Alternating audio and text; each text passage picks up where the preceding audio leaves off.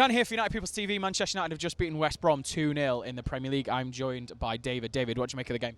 Yeah, it was a good game now. It was a bit boring, but we got the result in the end. Like, you know, the Louis van Gaal football, like 2-0, you can't argue really with the result.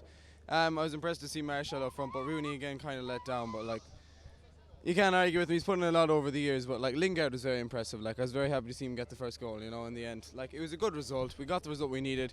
Wasn't the game to see us win 5-6-0, but we won 2-0 in the end. It was what we asked for, 3 points. We have to keep going. You have to be happy with that. You mentioned that it was boring. What would you do to combat that? To combat that, I think, with Rooney in the squad, I don't really know, but I like seeing Herrera play. I think Herrera and Mata really link. Herrera and Mata have to play. I like your man Andres Pereira as well. I think he has to be playing in the team.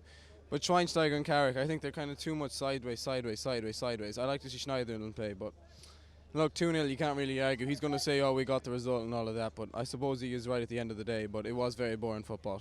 We've got an international break coming up now. How do we carry this win on?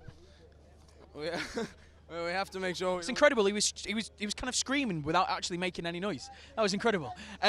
So what would you do to obviously to push on after the international break? Well, to push on after the international break, I suppose we can't do anything really about it, but we have to make sure we don't get any injuries.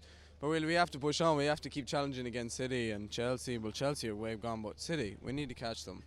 That result 0-0 a few weeks ago, like, we had to do that. We had to win that game.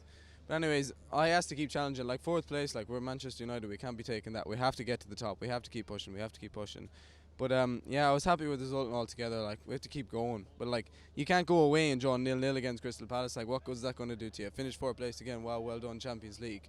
Like, we're Manchester United fans. We're used to being up at the top. Champions League, all right, 1 year, whatever. Transition. But, like, you have to be up there at the top. One man only from today's game then. Who's your man of the match? My man of the match today has to be Chris Smalling. He's been our player of the year. His block during the week against CSKA Moscow. He's up there for PFA, the player of the year. He's done nothing wrong all year. He's a great player. He's my man of the match. Thanks very much for joining me, mate.